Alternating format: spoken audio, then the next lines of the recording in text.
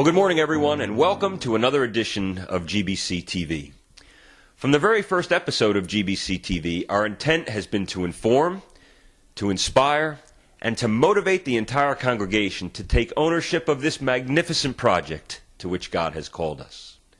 Today, our purpose is to begin thinking about actually moving into the wonderful new facilities that God is providing, and to try to anticipate some of the changes that the transition will mean for all of us. I think it's safe to say that none of us can fully comprehend the magnitude of these changes. Can we? But I also think it's wise to try to be as well prepared as we possibly can be for this transition.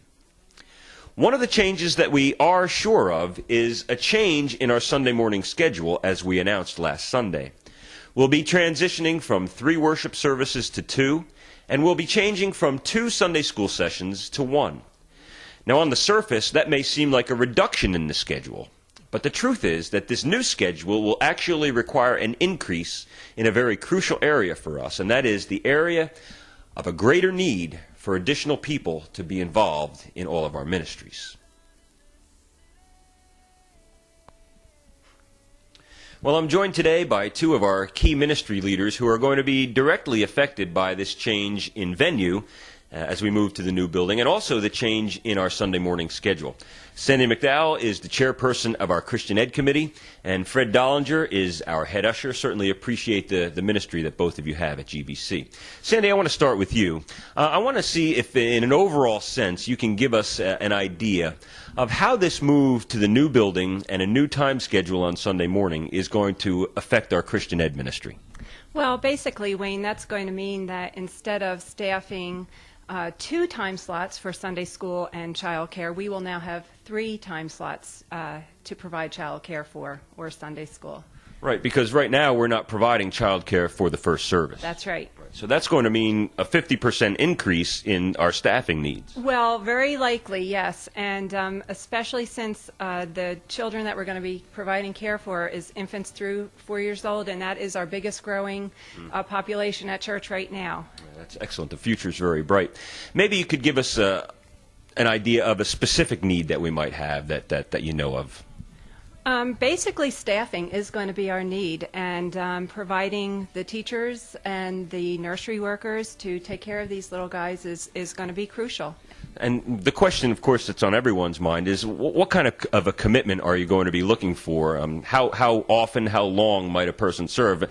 We all see Ralph and Loretta that have been there for the last, we won't say how many years, but is that the kind of commitment you're looking for? Yes. No. Well, actually, yes. We would never discourage that, but we are realistic and are thinking in terms of doing a rotation, particularly for our 2 to 4-year-old children, where 2 adults would team up in a room with the kids and serve once a month. And so it is actually a very manageable commitment and very fun time, worthy cause. Excellent. Also this morning, I'd like to talk with Fred Dollenger just a little bit about the ministry of our ushers. Fred, I think you and I both know that sometimes, most times, the very first contact that a new person has when he comes to our church for the first time is with an usher. And the ministry of our ushers really cannot be underestimated.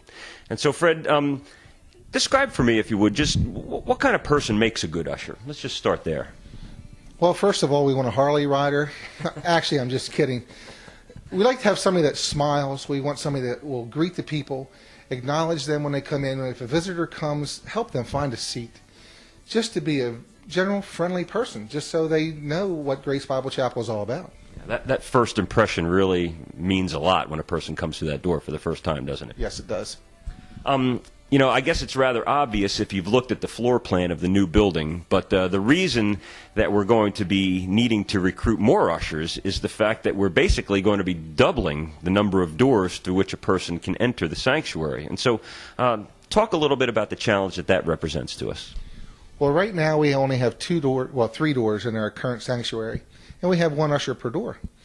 Well, that's fine, but now we're going to expand this ministry, and we're going to have people on the outside of the building for the entrances.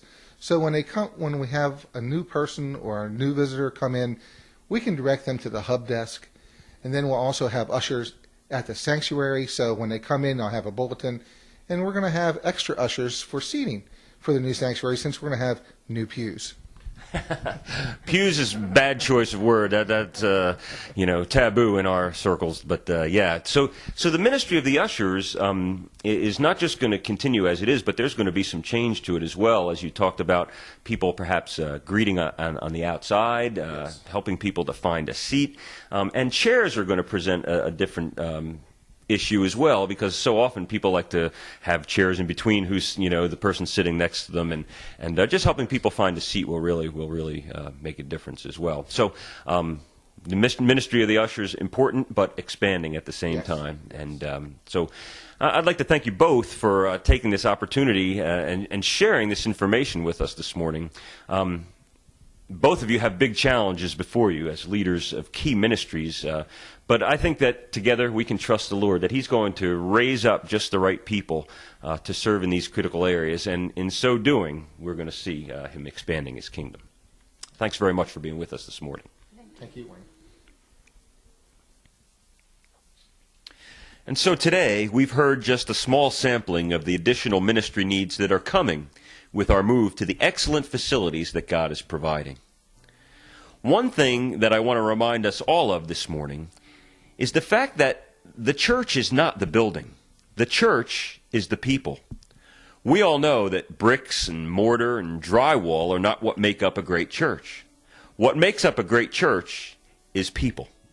Men and women, boys and girls, all contributing to the common goal of glorifying God by worshiping Him, by growing in Him, by sharing His love with others, and by serving Him.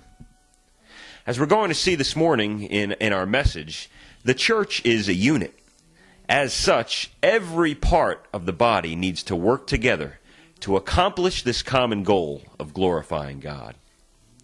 And so, the challenge this morning is very simple, and it applies to each one of us as we ask ourselves this simple question.